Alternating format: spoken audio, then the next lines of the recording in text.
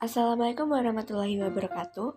Perkenalkan, nama saya Kalila Zara Putri dari kelas 12 MIPA 4 nomor absen 15.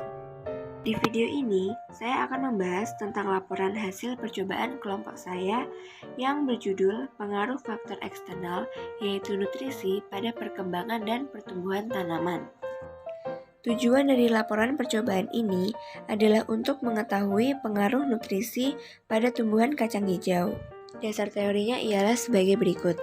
Perkembangan adalah suatu proses kemajuan yang terjadi secara berangsur-angsur dari kompleksitas rendah ke kompleksitas tinggi dan terjadi diferensiasi. Sedangkan pertumbuhan merupakan proses pertambahan volume dan jumlah sel yang mengakibatkan bertambah besarnya organisme. Terdapat dua faktor perkembangan dan pertumbuhan, yaitu faktor internal dan eksternal. Salah satu faktor eksternalnya yaitu nutrisi. Tumbuhan membutuhkan nutrisi untuk pertumbuhan dan perkembangannya. Nutrisi yang diperlukan merupakan sumber energi dan sumber materi untuk sintesis berbagai komponen sel. Nutrisi biasa diambil tumbuhan dalam bentuk ion dari tanah dan beberapa dari udara. Alat dan bahan yang dibutuhkan adalah 6 gelas kosong berukuran 350 ml, 6 lembar kapas wajah, 36 biji kacang hijau, yaitu 6 biji per gelasnya, air 180 ml, pupuk tanaman yaitu pupuk kompos sebanyak 12 sendok makan, lalu alatnya ada sendok makan sebagai takaran pupuk, penggaris untuk mengukur tinggi tanaman, spidol untuk memberi label pada gelas, dan pulpen dan kertas untuk mencatat. Langkah-langkahnya yang pertama, siapkan 3 gelas untuk percobaan menggunakan media air dan 3 gelas untuk pupuk. 2. Berilah tanda A, B, dan C pada ketiga gelas tersebut. 3. Pada media air, beri 1 lembar kapas di masing-masing gelas. 4. Letakkan 6 biji kacang hijau pada masing-masing gelas, lalu beri 1 lembar kapas di atasnya. 5. Pada gelas A tidak diberi air. Pada gelas B, beri air sebanyak 30 ml, dan gelas C, beri air sebanyak 60 ml. 6. Pada media pupuk, gelas A beri 2 sendok makan pupuk dan tidak diberi air.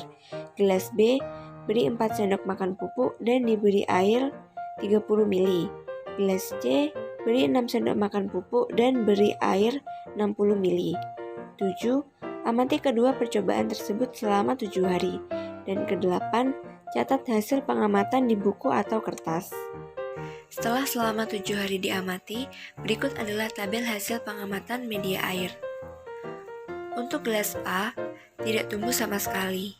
Untuk gelas B, pada hari pertama tidak tumbuh, hari kedua tumbuh batang sepanjang 3 cm, hari ketiga sepanjang 8 cm, hari keempat sepanjang 15 cm, hari kelima sepanjang 28 cm, hari ke-6 dan hari ke-7 sepanjang 30 cm. Sedangkan pada gelas C tidak tumbuh sama sekali. Pada media pupuk, hasil percobaannya ialah sebagai berikut. Hari pertama, ketiga gelas belum ada perubahan sama sekali. Hari kedua, gelas A, terdapat 1 biji memiliki calon akar dan batang. Gelas B, beberapa memiliki akar dan batang. Gelas C, semua biji mulai memiliki akar dan batang. Hari ketiga, gelas A, beberapa batang sudah tumbuh tetapi prosesnya lambat. Gelas B, beberapa batangnya sebagian tumbuh dan sudah ada yang muncul kuncup daun. Gelas C, semua batangnya sudah tumbuh dan banyak yang memiliki kuncup daun. Hari keempat, pada gelas A, tinggi batangnya paling tinggi masih 4 cm. Gelas B, semuanya batangnya semakin tinggi dengan ukuran paling tinggi yaitu 12,5 cm dengan warna daun hijau muda. Gelas C, semuanya mengalami pertumbuhan yang baik dan batang paling tinggi sepanjang 15 cm. Hari kelima, gelas A, batang paling tinggi hanya setinggi 16 cm. Gelas B, batang yang paling tinggi setinggi 23 cm, dan gelas C, pertumbuhannya semakin baik dengan batang paling tinggi yaitu 26 cm. Setelah data hasil percobaan selesai, kita beralih ke pembahasan. Pembahasannya yaitu, pada media air, gelas A dan gelas C tidak mengalami pertumbuhan sama sekali. Hal itu karena gelas A tidak diberi nutrisi yang berupa air, sedangkan gelas C terlalu banyak diberi nutrisi sehingga menyebabkan tumbuhan mati atau menyebabkan kacang hijau busuk. Lalu gelas B mengalami pertumbuhan secara normal karena diberi cukup nutrisi. Pada media pupuk, gelas A mengalami pertumbuhan yang lambat karena nutrisi yang diberikan hanya sedikit. Gelas B mengalami pertumbuhan yang normal atau sedang karena diberi cukup nutrisi. Sedangkan gelas C mengalami pertumbuhan yang cepat karena diberi banyak nutrisi. Maka kesimpulannya adalah, pada media air, tidak adanya nutrisi dan banyaknya nutrisi yang diberikan, maka tanaman akan mati. Oleh karena itu, pada media air, kita harus memberikan nutrisi yang cukup.